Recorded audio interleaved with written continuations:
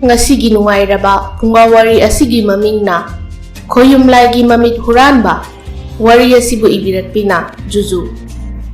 Thaina mamangai matam amada Terakhong haina khangnaba chauraba umang amakhak leirami. Terakhong kaubu umang ado yamna pak chaubada natana suksu yamna suklami. U awang ba masing thingamda hawi. Ayuk nungthilgi matamda nungsa mangal ka hena changmangamde. Maram aduna umang manung ado urungi sarukna ayamba oirami. Terakhong umang adugi thoidok hendokpa magun ama hairagadi umang adugi manungda mamal atangba hidak semba yaba u yamna haurami. Maduda sunate umang adugi awang thangba matay aduwaida pat ama leirami. Nga makhalsuna marang kaina phangba pat ama khangni.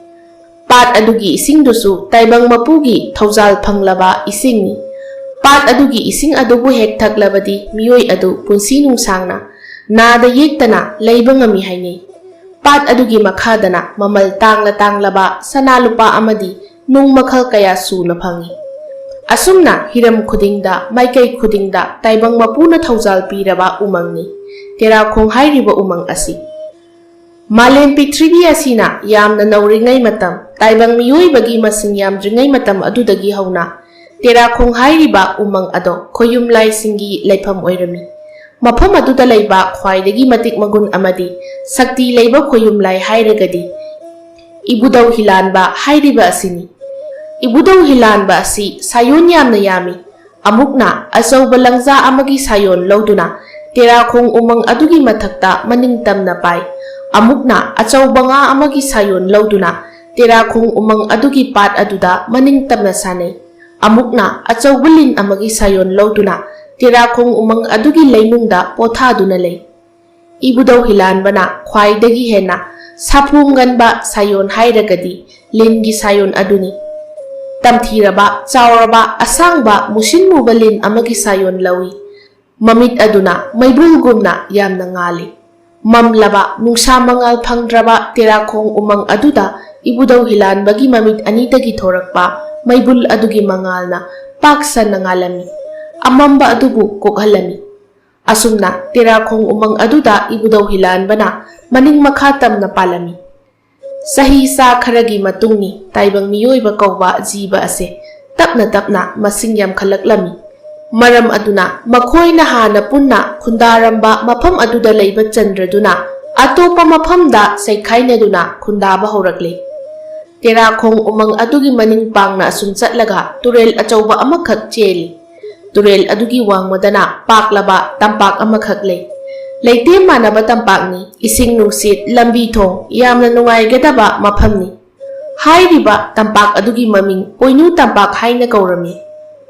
Poinu tampak aduda taibang miyoibasingna khundaba horakle. Tapna dagi khunja masing yamlagle. Ningthau amadi luchingba pale lanmi singna tampak adubu ngaktuna thamle.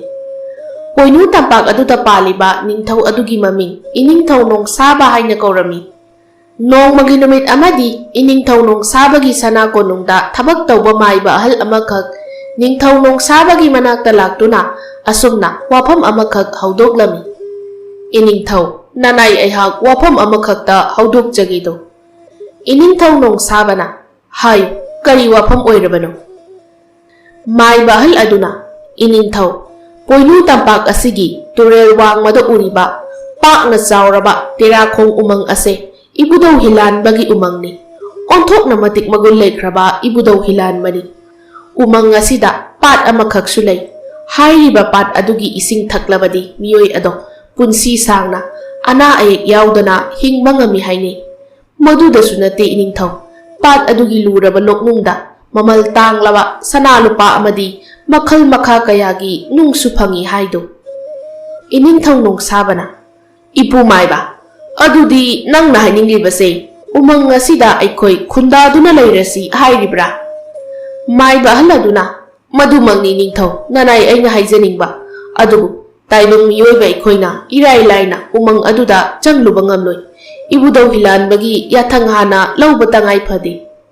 Iningthau nong sabana phare adudi sana konungi maiba amadi akhang ahi kharaga loinana aiga puna Ibudau Hilanbada thauni jarurasi ꯃꯗꯨꯒꯤ ꯑꯐꯕ ꯄꯨꯡꯐꯝꯗꯤ ꯑꯍꯜꯁꯤꯡꯅ ꯇꯥꯟꯅꯕꯤꯔꯛꯂꯨ꯫ ꯃꯥꯏꯕ ꯑꯍꯜ ꯑꯗꯨꯅ ꯐꯒꯅꯤ ꯅꯤꯡꯊꯧ꯫ ꯑꯁꯨꯝꯅ ꯃꯥꯏꯕ ꯑꯍꯟ ꯑꯗꯣ ꯍꯟꯈ꯭ꯔꯦ꯫ ꯑꯗꯨꯒ ꯁꯅꯥ ꯀꯣꯅꯨꯡꯒꯤ ꯃꯥꯏꯕ ꯃꯥꯏꯕꯤ ꯑꯃꯗꯤ ꯑꯈꯪ ꯑꯍꯩ ꯃꯌꯥꯝ ꯄꯨꯟꯅ ꯋꯥ ꯈꯟꯅꯗꯨꯅ ꯑꯐꯕ ꯅꯨꯃꯤꯠ ꯑꯃ ꯂꯦꯞꯂꯤ꯫ ꯅꯨꯃꯤꯠ ꯑꯗꯨꯗ ꯏꯅꯤꯡꯊꯧ ꯅꯣꯡꯁꯥꯕꯅ ꯂꯨꯆꯤꯡꯗꯨꯅ ꯁꯅꯥ ꯀꯣꯅꯨꯡꯒꯤ ꯃꯥꯏꯕ ꯃꯥꯏꯕꯤ ꯑꯃꯗꯤ ꯑꯈꯪ ꯑꯍꯩ ꯈꯔ ꯄꯨꯗꯨꯅ ꯇꯨꯔꯦꯜ ꯑꯗꯨꯒꯤ ꯇꯣꯔꯕꯥꯟ ꯇꯝꯅ ꯂꯥꯛꯂꯝꯃꯤ꯫ ꯉꯁꯤ ꯐꯥꯎꯗ ꯇꯥꯏꯕꯪ ꯃꯤꯑꯣꯏꯕ ꯑꯃꯠꯇꯅ ꯇꯦꯔꯥꯈꯣꯡ ꯀꯧꯕ ꯎꯃꯪ ꯑꯗꯨꯗ ꯈꯣꯡꯒꯨꯜ ꯇꯥꯗ꯭ꯔꯤ꯫ ꯃꯔꯝ ꯑꯗꯨꯅ ꯇꯦꯔꯥꯈꯣꯡ ꯎꯃꯪ ꯑꯗꯨꯒꯤ ꯃꯇꯥꯏꯗ ꯆꯦꯜꯂꯤꯕ ꯇꯨꯔꯦꯜ ꯑꯗꯣ ꯆꯠꯅꯕ ꯌꯥꯕ ꯊꯣꯡ ꯑꯃꯠꯇꯁꯨ ꯁꯥꯔꯝꯗꯦ꯫ ꯇꯨꯔꯦꯜ ꯑꯗꯨꯒꯤ ꯃꯄꯥꯜ ꯑꯗꯨꯗ ꯃꯥꯏꯕ ꯃꯥꯏꯕꯤ ꯑꯃꯗꯤ ꯑꯈꯪ ꯑꯍꯩꯁꯤꯡꯗꯨꯅ ꯄꯨꯛꯅꯤꯡ ꯆꯪꯅ ꯏꯕꯨꯙꯧ ꯍꯤꯂꯥꯟꯕꯕꯨ ꯃꯈꯣꯏꯒꯤ ꯃꯅꯥꯛꯇ ꯂꯥꯛꯄꯤꯅꯕ ꯊꯧꯅꯤꯖꯔꯝꯃꯤ꯫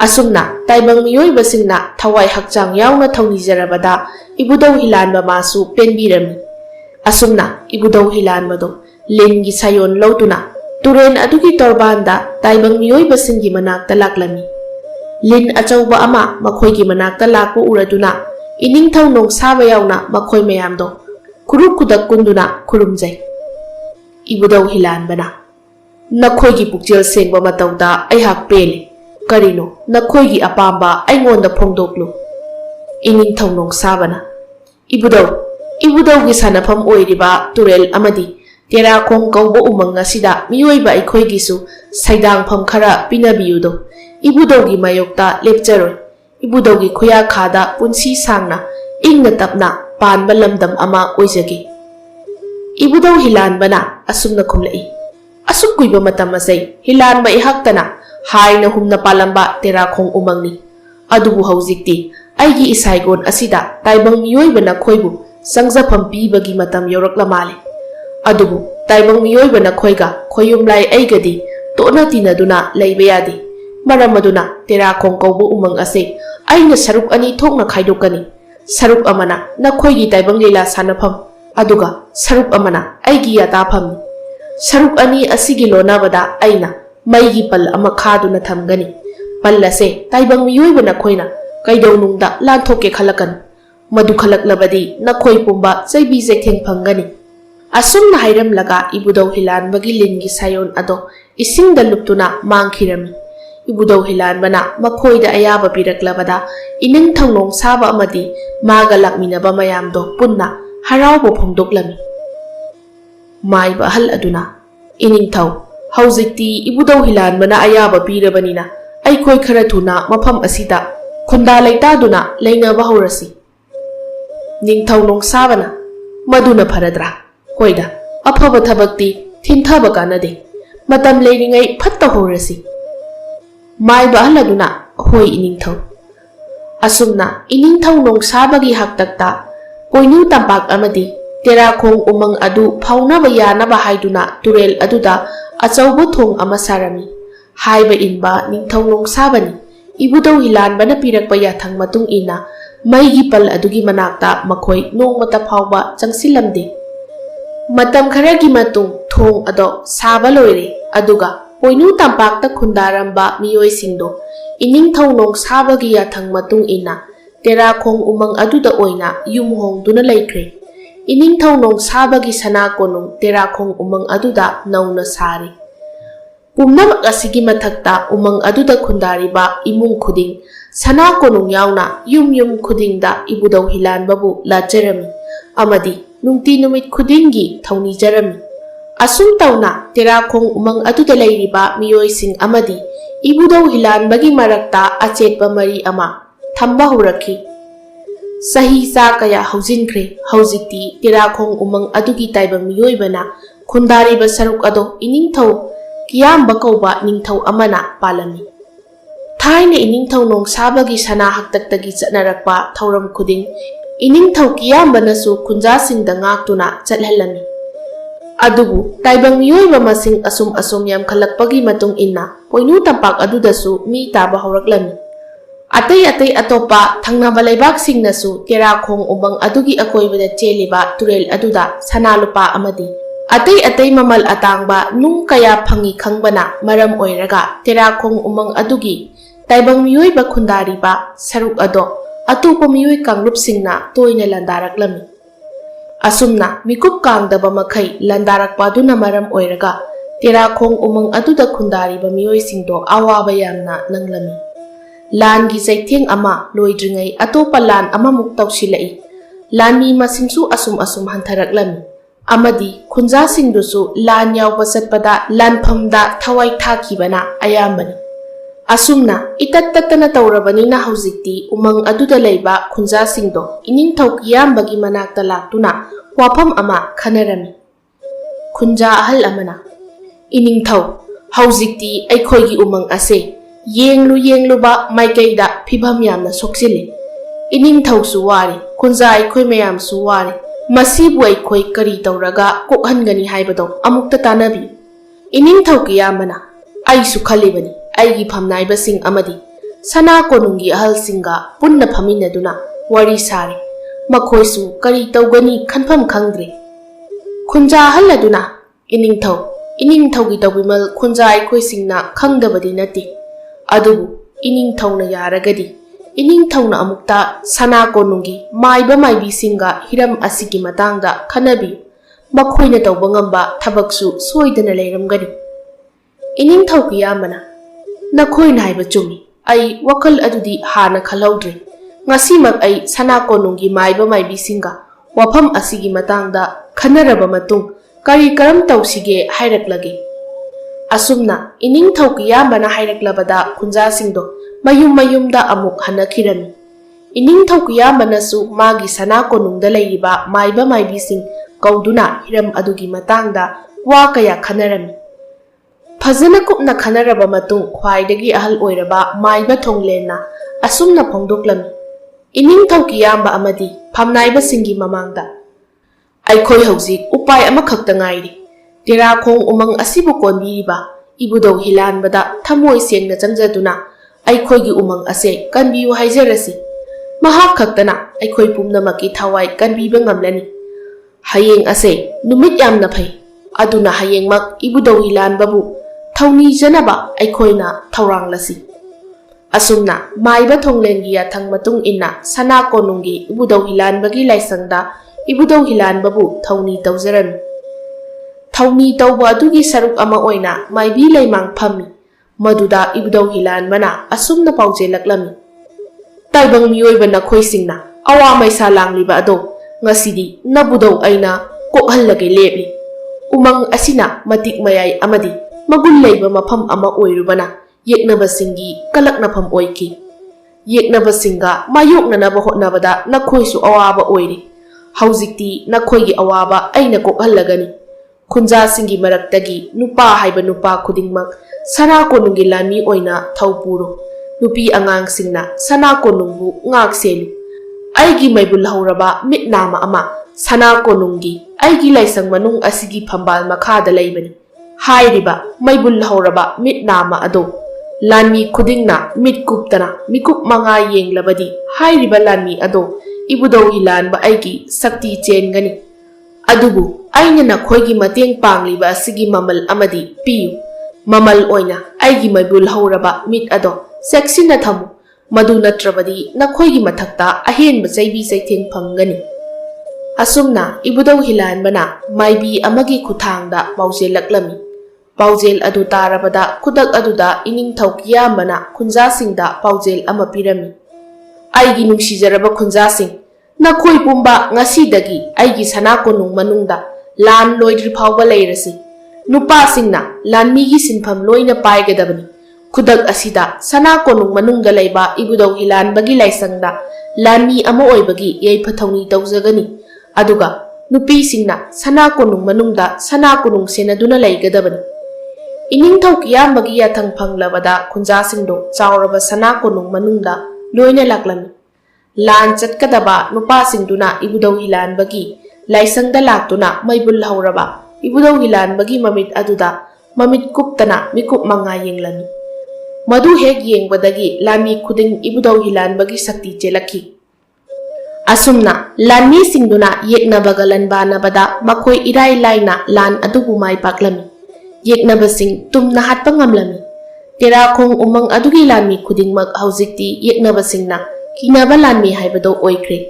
ꯑꯗꯨꯕꯨ ꯈꯨꯀꯟ ꯄꯥꯡꯒꯜꯂꯕ ꯇꯦꯔꯥꯈꯣꯡ ꯎꯃꯪ ꯑꯗꯨꯒꯤ ꯑꯁꯣꯟꯕ ꯑꯃꯈꯛꯇꯤ ꯂꯩꯔꯤ, ꯃꯗꯨꯗꯤ ꯃꯈꯣꯏꯒꯤ ꯄꯥꯠ ꯑꯗꯨꯗ ꯐꯪꯂꯤꯕ ꯁꯅꯥ ꯂꯨꯄꯥ ꯑꯃꯗꯤ ꯃꯃꯜ ꯑꯇꯥꯡꯕ ꯅꯨꯡꯁꯤꯡꯗꯣ ꯃꯈꯣꯏꯅ ꯁꯤꯖꯤꯟꯅꯐꯝ ꯈꯪꯗꯕꯒꯤ ꯈꯨꯟꯖꯥꯁꯤꯡꯗꯣ ꯁꯦꯜꯒꯤ ꯑꯋꯥꯠꯄ ꯌꯥꯝꯅ ꯃꯥꯌꯣꯛꯅꯔꯝꯃꯤ꯫ ꯑꯁꯨꯝꯅ ꯁꯦꯜꯒꯤ ꯑꯋꯥꯠꯄ ꯂꯩꯔꯛꯄꯅ ꯏꯃꯨꯡ ꯃꯅꯨꯡꯗ ꯑꯀꯥꯏꯕ ꯌꯥꯝꯅ ꯂꯥꯛꯄꯗꯒꯤ ꯂꯥꯟꯃꯤ ꯈꯔꯗꯤ ꯃꯥꯒꯤ ꯉꯝꯖꯕꯤ ꯎꯄꯥꯏ ꯁꯤꯖꯤꯟꯅꯗꯨꯅ ꯁꯦꯜ ꯇꯥꯟꯕ ꯍꯧꯔꯝꯃꯤ꯫ ꯅꯣꯡꯃꯒꯤ ꯅꯨꯃꯤꯠ ꯑꯃꯗꯤ ꯇꯦꯝꯕ ꯀꯧꯕ ꯂꯥꯟꯃꯤ ꯑꯃꯈꯛ ꯇꯦꯔꯥꯈꯣꯡ ꯂꯝꯗꯝ ꯑꯗꯨꯒ ꯊꯪꯅꯅ ꯂꯩꯕ ꯂꯝꯗꯝ ꯑꯗꯨꯒꯤ ꯁꯅꯥ ꯀꯣꯅꯨꯡꯗ ꯂꯥꯛꯇꯨꯅ ꯅꯤꯡꯊꯧ ꯑꯗꯨꯒ ꯎꯅꯔꯝꯃꯤ꯫ ꯇꯦꯝꯕꯅ, "ꯏꯅꯤꯡꯊꯧ, ꯅꯅꯥꯏ ꯑꯩꯅ ꯂꯥꯛꯆꯕꯗꯤ ꯋꯥꯐꯝ ꯑꯃꯈꯛ ꯍꯪꯒꯠꯆꯒꯦ ꯍꯥꯏꯅ ꯂꯥꯛꯆꯕꯅꯤꯗꯣ."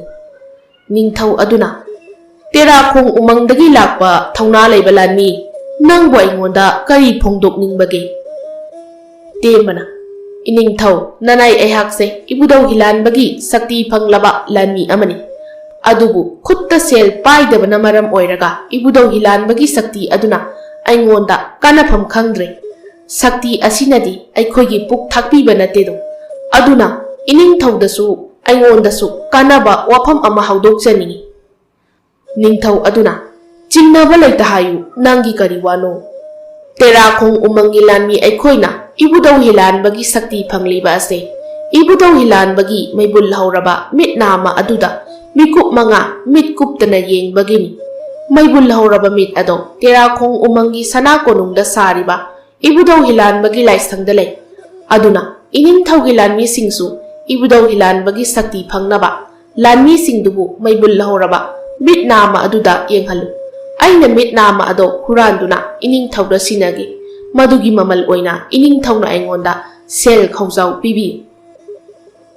ꯅꯤꯡꯊꯧ ꯑꯗꯨꯅ, "ꯅꯪꯅ ꯍꯥꯏꯔꯤꯕ ꯑꯗꯣ ꯑꯩꯅ ꯌꯥꯔꯦ꯫ ꯍꯧꯔꯦꯟꯃꯛ ꯏꯕꯨꯙꯧ ꯍꯤꯂꯥꯟꯕꯒꯤ ꯃꯩꯕꯨꯜ ꯍꯧꯔꯕ ꯃꯤꯠ ꯅꯥꯝꯃ ꯑꯗꯣ ꯄꯨꯔꯛꯂꯨ." ꯑꯁꯨꯝꯅ ꯅꯤꯡꯊꯧ ꯑꯗꯨꯒꯤ ꯑꯌꯥꯕ ꯐꯪꯂꯕꯗ ꯇꯦꯝꯕ ꯇꯦꯔꯥꯈꯣꯡ ꯎꯃꯪ ꯑꯗꯨꯗ ꯍꯜꯂꯛꯂꯤ꯫ ꯑꯗꯨꯒ ꯅꯨꯃꯤꯗꯥꯡ ꯑꯊꯦꯡꯕꯗ ꯃꯤꯄꯨꯝ ꯈꯨꯗꯤꯡ ꯇꯨꯝꯅꯈ꯭ꯔꯕ ꯃꯇꯝꯗ ꯇꯦꯝꯕꯅ ꯂꯥꯏꯁꯪꯗ ꯂꯥꯛꯇꯨꯅ ꯇꯨꯃꯤꯟꯅ ꯊꯣꯡ ꯍꯥꯡꯂꯒ ꯐꯝꯕꯥꯜ ꯃꯈꯥꯗꯒꯤ ꯏꯕꯨꯙꯧ ꯍꯤꯂꯥꯟꯕꯒꯤ ꯃꯩꯕꯨꯜ ꯍꯧꯔꯕ ꯃꯤꯠ ꯅꯥꯝꯃ ꯑꯗꯣ ꯍꯨꯔꯥꯜꯂꯝꯃꯤ꯫ ꯑꯍꯤꯡ ꯑꯗꯨꯃꯛꯇꯗ ꯇꯦꯝꯕꯗꯣ ꯊꯪꯅꯕ ꯂꯩꯕꯥꯛ ꯑꯗꯨꯒꯤ ꯁꯅꯥ ꯀꯣꯅꯨꯡꯗ ꯂꯥꯛꯇꯨꯅ ꯅꯤꯡꯊꯧ ꯑꯗꯨꯗ ꯃꯩꯕꯨꯜ ꯍꯧꯔꯕ ꯃꯤꯠ ꯑꯗꯨꯕꯨ ꯁꯤꯟꯅꯔꯝꯃꯤ꯫ ꯍꯥꯏꯅꯈꯤꯕꯒꯤ ꯃꯇꯨꯡ ꯏꯟꯅ ꯅꯤꯡꯊꯧ ꯑꯗꯨꯅꯁꯨ ꯇꯦꯝꯕꯒꯤꯗꯃꯛ ꯁꯦꯜ ꯈꯧꯖꯥꯎ ꯑꯃ ꯈꯨꯗꯣꯜ ꯇꯝꯂꯛꯂꯝꯃꯤ꯫ ꯁꯣꯝꯗꯅ ꯏꯕꯨꯙꯧ ꯍꯤꯂꯥꯟꯕꯗꯤ ꯃꯩ ꯍꯧꯕ ꯃꯈꯩ ꯁꯥꯎꯔꯝꯃꯤ꯫ ꯃꯥꯅ ꯑꯗꯨꯛ ꯊꯥꯖꯅ ꯊꯝꯈꯤꯕ ꯇꯥꯏꯕꯪ ꯃꯤꯑꯣꯏꯕꯁꯤꯡꯗꯨꯅ ꯃꯥꯒꯤ ꯊꯥꯖꯕ ꯄꯨꯝꯅꯃꯛ ꯃꯥꯡꯍꯟꯗꯨꯅ ꯃꯥꯒꯤ ꯃꯃꯤꯠ ꯅꯥꯝꯃ ꯂꯥꯏꯁꯪ ꯃꯅꯨꯡ ꯑꯗꯨꯗꯒꯤ ꯍꯨꯔꯥꯜꯂꯒ ꯄꯨꯈꯤꯕ ꯑꯗꯨꯗ ꯏꯕꯨꯙꯧ ꯍꯤꯂꯥꯟꯕ ꯑꯗꯣ ꯑꯀꯤꯕꯒꯤ ꯁꯛꯇꯝ ꯂꯧꯗꯨꯅ ꯁꯥꯄꯣꯡꯂꯛꯂꯝꯃꯤ꯫ ꯃꯥꯒꯤ ꯇꯨꯡꯅꯐꯝ ꯑꯣꯏꯔꯤꯕ ꯎꯃꯪ ꯑꯗꯨꯒꯤ ꯃꯌꯥꯏꯒꯤ ꯁꯔꯨꯛꯇꯒꯤ ꯂꯤꯟ ꯑꯆꯧꯕ ꯑꯃꯒꯤ ꯁꯥꯌꯣꯜ ꯂꯧꯗꯨꯅ ꯊꯣꯔꯛꯂꯤ꯫ ꯑꯗꯨꯒ ꯃꯌꯥꯗꯒꯤ ꯃꯩꯕꯨꯜ ꯀꯥꯝꯗꯨꯅ ꯎꯃꯪ ꯑꯗꯨꯃ ꯃꯩꯅ ꯉꯛꯁꯪ ꯉꯥꯡꯅ ꯊꯥꯗꯣꯛꯂꯝꯃꯤ꯫ ꯃꯥꯏꯕ ꯃꯥꯏꯕꯤ ꯑꯃꯗꯤ ꯑꯈꯪ ꯑꯍꯩꯁꯤꯡꯅ ꯉꯥꯛꯄꯤꯅꯕ ꯇꯞꯊꯅꯕ ꯍꯥꯏꯖꯕꯗ ꯏꯕꯨꯙꯧ ꯍꯤꯂꯥꯟꯕꯅ ꯇꯥꯈꯤꯗ꯭ꯔꯦ꯫ ꯑꯁꯥꯎꯕ ꯑꯃꯗꯤ ꯊꯥꯖꯕ ꯃꯥꯡꯍꯟꯈꯤꯕ ꯑꯗꯨꯒꯤ ꯃꯌꯥꯏꯅ ꯎꯃꯪ ꯑꯗꯣ ꯁꯤꯟꯕ ꯊꯨꯡꯅ ꯃꯩ ꯊꯥꯗꯣꯛꯂꯝꯃꯤ꯫ ꯃꯩꯅ ꯆꯥꯛꯄ ꯉꯝꯈꯤꯗꯕ ꯃꯐꯝ ꯍꯥꯏꯔꯒꯗꯤ ꯇꯨꯔꯦꯜ ꯑꯗꯨꯒꯤ ꯃꯅꯥꯛꯀꯤ ꯂꯝ ꯃꯆꯦꯠ ꯑꯗꯨꯈꯛꯅꯤ꯫ ꯃꯇꯝ ꯑꯃꯗ ꯎ ꯋꯥ ꯑꯃꯗꯤ ꯍꯩꯔꯥꯡ ꯂꯩꯔꯥꯡ ꯃꯈꯜ ꯁꯨꯅ ꯁꯥꯠꯂꯝꯕ ꯌꯦꯡꯂꯨ ꯈꯨꯗꯤꯡ ꯑꯁꯪꯕꯒꯤ ꯑꯁꯪꯕ ꯉꯥꯛꯇ ꯉꯥꯏꯔꯝꯕ ꯇꯦꯔꯥꯈꯣꯡ ꯎꯃꯪ ꯑꯗꯣ ꯍꯧꯖꯤꯛꯇꯤ ꯃꯩꯔꯤ ꯑꯗꯨꯅ ꯇꯨꯝꯅ ꯆꯥꯈ꯭ꯔꯦ꯫ ꯃꯩꯔꯤ ꯑꯗꯨꯒꯤ ꯃꯌꯥꯏꯅ ꯎꯃꯪ ꯑꯗꯣ ꯂꯥꯛꯂꯤꯕ ꯆꯍꯤ ꯆꯥ ꯀꯌꯥ ꯑꯁꯤꯗꯁꯨ ꯑꯁꯥꯕꯒꯤ ꯏꯅꯤꯟ ꯑꯗꯨꯃꯛ ꯂꯩꯍꯧꯔꯒꯅꯤ꯫ ꯎꯃꯪ ꯑꯗꯨꯗ ꯁꯤꯠꯂꯤꯕ ꯅꯨꯡꯁꯤꯠ ꯑꯗꯨ ꯐꯥꯎꯕ ꯄꯨꯝꯅꯃꯛ ꯍꯦꯛ ꯁꯥꯕ ꯑꯗꯨꯒꯤ ꯐꯤꯚꯝꯗ ꯌꯧꯔꯛꯂꯝꯃꯤ꯫ ꯇꯨꯔꯦꯜ ꯑꯗꯨꯒꯤ ꯃꯄꯥꯜꯗ ꯃꯩꯅ ꯆꯥꯛꯄ ꯉꯝꯈꯤꯗꯕ ꯁꯔꯨꯛ ꯈꯔ ꯑꯗꯨꯗ ꯇꯥꯏꯕꯪ ꯃꯤꯑꯣꯏꯕꯁꯤꯡ ꯈꯨꯟꯗꯥꯕ ꯍꯧꯔꯛꯂꯝꯃꯤ꯫ ꯃꯤꯑꯣꯏꯕꯁꯤꯡ ꯑꯗꯨꯒꯤ ꯃꯔꯛꯇ ꯋꯥꯈꯜ ꯑꯃꯗꯤ ꯄꯨꯛꯅꯤꯡ ꯈꯦꯠꯅꯕ ꯀꯌꯥ ꯂꯥꯛꯈꯤ꯫ ꯈꯔ ꯑꯃꯅ ꯍꯥꯏ, ꯏꯕꯨꯙꯧ ꯍꯤꯂꯥꯟꯕꯁꯦ ꯐꯠꯇꯕ ꯈꯣꯌꯨꯝ ꯂꯥꯏꯅꯤ, ꯑꯗꯨꯅ ꯃꯥꯕꯨ ꯏꯔꯥꯠ ꯊꯧꯅꯤ ꯇꯧꯔꯣꯏꯗꯕꯅꯤ ꯍꯥꯏꯅ꯫ ꯑꯗꯨꯒ ꯈꯔ ꯑꯃꯅ ꯍꯥꯏ, ꯏꯕꯨꯙꯧ ꯍꯤꯂꯥꯟꯕꯒꯤ ꯊꯧꯖꯥꯜꯅ ꯃꯈꯣꯏꯅ ꯃꯇꯝ ꯁꯥꯡꯅ ꯇꯦꯔꯥꯈꯣꯡ ꯎꯃꯪ ꯑꯗꯨꯗ ꯂꯩꯔꯛꯄꯅꯤ꯫ ꯏꯕꯨꯙꯧꯅ ꯁꯥꯎꯅꯕ ꯊꯕꯛ ꯑꯃ ꯇꯥꯏꯕꯪ ꯃꯤꯑꯣꯏꯕ ꯑꯩꯈꯣꯏꯅ ꯇꯧꯔꯨꯕꯅ ꯏꯕꯨꯙꯧꯅ ꯁꯥꯎꯔꯛꯄꯅꯤ ꯍꯥꯏꯅ ꯍꯥꯏꯔꯤ꯫ ꯃꯇꯥꯡ ꯑꯁꯤꯗ ꯁꯅꯥ ꯀꯣꯅꯨꯡꯒꯤ ꯐꯝꯅꯥꯏꯕ ꯑꯃꯗꯤ ꯑꯈꯪ ꯑꯍꯩꯁꯤꯡꯒꯤ ꯋꯥ ꯂꯧꯗꯨꯅ ꯏꯅꯤꯡꯊꯧ ꯀꯤꯌꯥꯝꯕꯅ ꯈꯨꯟꯖꯥꯁꯤꯡꯗ ꯑꯁꯨꯝꯅ ꯂꯥꯎꯊꯣꯛꯂꯝꯃꯤ: "ꯑꯩꯈꯣꯏꯅ ꯃꯇꯝ ꯁꯥꯡꯅ ꯄꯨꯛꯅꯤꯡ ꯍꯛꯆꯥꯡ ꯌꯥꯎꯅ ꯏꯔꯥꯠ ꯊꯧꯅꯤ ꯇꯧꯖꯔꯝꯕ ꯏꯕꯨꯙꯧ ꯍꯤꯂꯥꯟꯕꯅ ꯑꯩꯈꯣꯏꯒꯤ ꯇꯦꯔꯥꯈꯣꯡ ꯎꯃꯪ ꯑꯁꯤꯕꯨ ꯎꯠꯀꯤ ꯃꯄꯩ ꯑꯣꯏꯅ ꯇꯨꯝꯍꯟꯈ꯭ꯔꯦ꯫ ꯌꯨꯝ ꯑꯃꯗꯤ ꯂꯟ ꯊꯨꯝ ꯄꯨꯝꯕ ꯑꯔꯦꯝꯕꯗ ꯃꯥꯡꯈ꯭ꯔꯦ꯫ asuk phattaba khoyum lai malem asida leiramkhigedra maram aduna aigi khunjasingi marakta ibudau hilanbabu irat thauni tawramba miyoi ama hek thengnarabadi makhoi adubu kudakta sigibagi cheirak pigani asumna iningthau kiyambana leibak miyamda yathang pirabada khunjasingdo amuk hanna ibudau hilanbabu irat thauni tawkhidre adubu khunja matai manau amakhakti haujiksu iningthau kiyambagi yathang miraiduna masada akiba leita ibudau hilanbabu irat thauni tawjaran matai manau adugi maming punsiba amadi piyainu haina kaurami makoi anigi sahi manga khak tangai riba masanupi amakhak leirami mamingna thoinu haina kaurami asumna punsiba amadi piyainu matai manauna ningthau yathang manada hapta haujik phawba ibudau hilanbabu irat thauni tawba ado khunja kharana uraduna sana konungda laklaga iningthau kiyamada asumna wakatlami iningthau aikoigi khungi khunjinda leiba punsiba amadi piyainu matai manau aduna haujik phawba ibudau hilanbabu irat thauni tawri aikoibu maru phangna muthatnaba hotnariba khoyumlai adubu makhoina haujik phawba sagonaba amadi iningthaugi yathang miraibagidamang sibagi cheirak phangpham thoi iningthau makhoigi wado iningthau kiyambana su tare thoine hena sauraba iningthauna magi lanmi singda asumna yathang pirami nakhoi khara khungi khunjinda chatlu aduga punsiba amadi piyainu matai manau ado phaduna purau makhoi haujikmak sibagi cheirak pigadabani ningthaugi yathang matung inna lanmi singdo khunjinda chatkhre aduga khudak aduda punsiba amadi piyainu matai manau phaduna sana konungda puraklami wayel bichar chathari makhoigi wasu tari miyamgi wasu tari adubu masing yambana achumba sai haibado handaki matang asida thoklari khunjasingnasu punsiba amadi piyainu matai manaugi thawong yaningde phongdokle maram aduna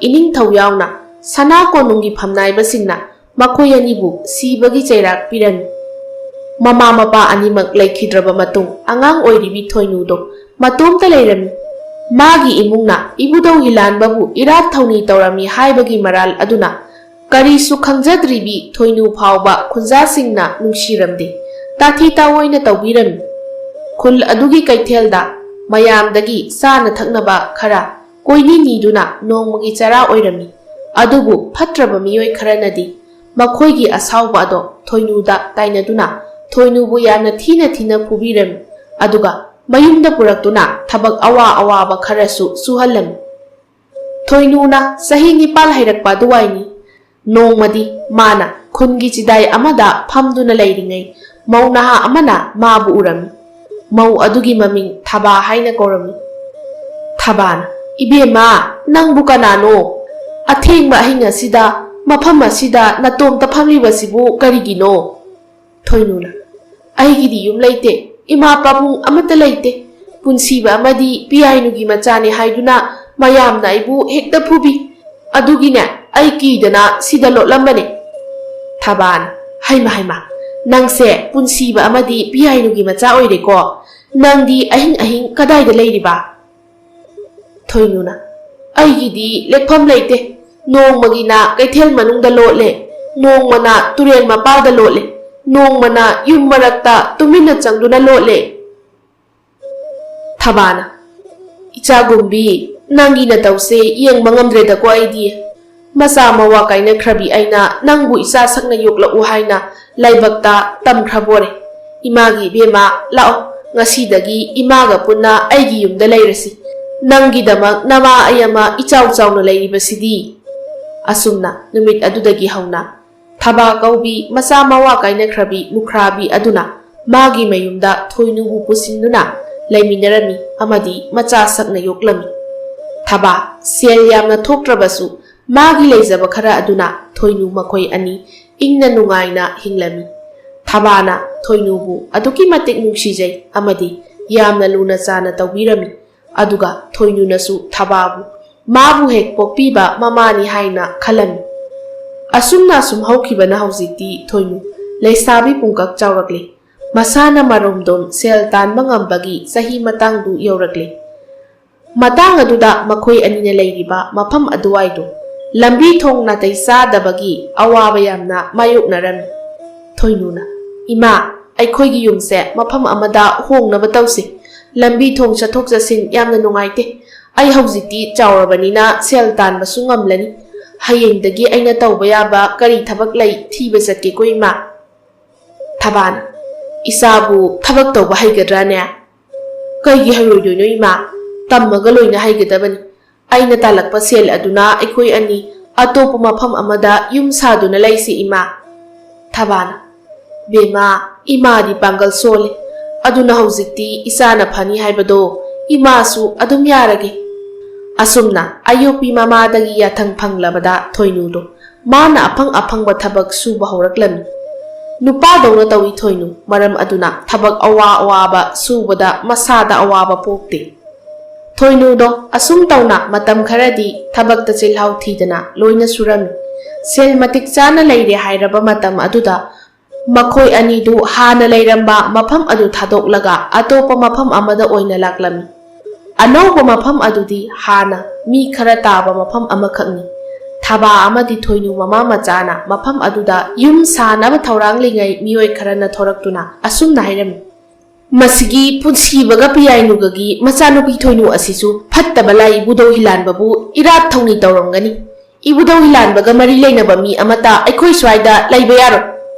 Yaro, aduga karigumba aikhoina hairiba wa asida thawoi usitaba thoklabadi nakhoi animak ining thawda wakallaga sibagi chairak pihangani. Asumna mana maram oiraga mama ibema thaba phawba mayum laitaba misak ama oihanba aduda thoinu masana masada yamna sauninglam. Kari maram ki damak mabu punsiba amadi piyainu ki macha oina poklam libano haina taksi solawi. Asumna thoinu na wakhal nungaitana leiba aduda thabana changsinduna machanupida asumna hairami. Imagi bema thoinu karigidamak isana maithong suksilibano nangi ima pabung animak thauna phaba miyoi ngaktani makhoigi thauna lingjel ado nangonda supak hobana nangna asuk yauna punsida mai pakpa misak ama oiribani. Ibudau hilanba hairiba khoyumlai ase phattaba lai nate khwaidagi thaujal haiba khwaidagi pina haiba lain. Taibang miyoiba aikhoina phatnudabagi ibudawna aikhoida awa chaitheng pirakpani. Adubu thauna phaba nangi ima pabungna ibudaw hilanbabu irat thawni tawrami. Madugidamak makhoibu sibagi chairak pikhibani. Achumbagidamak siba haibasidi sangna sarga kabaga chap manai ko. Asumna thabana wari lirabada thoinusu mabukning haraujari. Mabukningda ibudaw hilanbabu chetna thawnijare. Mathangi numita thoinuna mama thabagidamak yum amakhak khun adugi chidaida sanaba thaurang tawrami. Adubu yum adu sanaba thaurang lingai tanja aduda sana konungi lanmi singna ibudaw hilanbagi yatapham oiriba umang adugi manungda landanaba sem sarami. Thoinuna yum sanaba tawriba mafam ado ibudaw hilanbagi hi yatapham adugadi naknaba mafamni.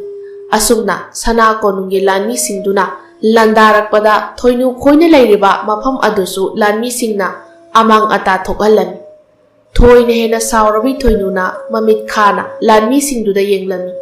Tanja aduda thoinugi mamit anido maibul hauraklami. Ibudaw hilanbagi sakti chelabagum tawraklami. Mikup aduda thoinuna asaubagi mayaina lanmi khara hatoklami.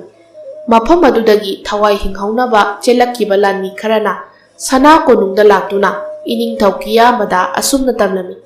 Iningthau aikhoina umang manungda changsinbada ibudaw hilanbagi sakti chelabi nupi amakhak thengnare. Nupi adugi mamitta maibul hawi. Mana aikhoigi lanmi kharagi thawai su lokthokre.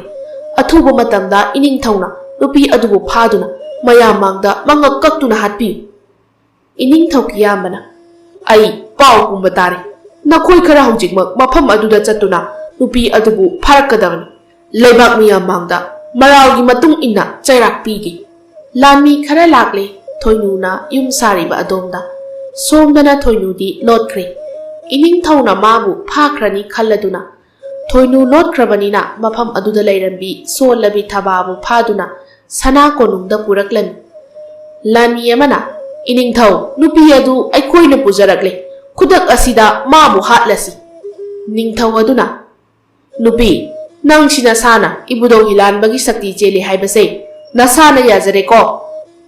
Taban, ining tau, wakal munna kantabi ko. Nangi mabuk patraba khunja amakakna, ibudong gi mamit na mabu, hudu na puki bagi, ibudong na saurak pani hai base, ining tau na karigi khangde. Ning tau aduna, mado, nang ngau pamthokte, ma kaktana lalaga, ay koi mayam na cherak phungba yabra. Ay di hana ya thang pi krabani, ibudong hilan babu irat thongi tauramba, magi sadanaw da oiramba miyoy ama. Aigi lamdam asida hingna thamde haina. Hauziti nasagi naral matung ina chairak phamjaro. Thabagi wakat tabi kide khudak aduda ining thaukiya manaya thangpiduna. Thababu mayamangda mangak kakthatlaga hatoklami. Thabasi kibagi pau thoinu sutari. Ma mamittagi mapi arep akham laitana sinthaba makai mabukningda wasaklami. Kiyamba, phattaba ningthau kiyamba. Ngasigi numita nangi thawai aina laugani. Asumna, numidangi matam yaurakle. Sana konung pumba pungchik chiklaba matamni. Kahen na haitoy sing thoybi thoynuna. Sana konung ki wang laba chekpal adu landuna. Konung manungda changlaklami. Aduga, ningthaw kiyambagi sanglen thiraklami. Thibada arubo oide. Khwaidagi hena phajana saba sanglen ado. Iningthawgi sanglen. Sanglen adugi maikei khuding lanmi khara na ngaktuna lairami. Thoynuna narondagi chauraba sanglen adugi mathakta phan chongkhatki. Aduga paktha duna laklaga yum manungda chongthapam jaga thiraklami. Sanglen adugi mangol mapada ahoba macha amakak leiramba thengnare. Thoynuna ahoba ado khara launa hogairaga makhada phan chongtharami. Laibak phabana mana chongthabagi makhol kana su taramdi. Thoynudu mangolgi thongnau adu phakaiduna manungda changlaklami. Yumyaya duda iningthau kiyamba ningaidana dumlami. Thinthabagi matam lairaroi khanduna khudak aduda thoynuna. Iningthau kiyambagi mangaksam ado thangsang amana lenthatlami. Aduga kaklaba mangak ado puraktuna sana konungdagi chenthoraklami. Ibdawi lanbagi senglaba turel adugi mapalda laktuna thoynuna iningthau kiyambagi kaklaba mangak ado turel aduda thadaram. Aduk minungsi haitaba. Achung maran khandok pangamdaba ningthau. Nangguma misak amana lebak ngaklubana. Ngasidi lamdam ase. Kham thengna chauthari. Aigi ima pabung amadi ima saklabi mabu hat kibagi laman khumlabani ko.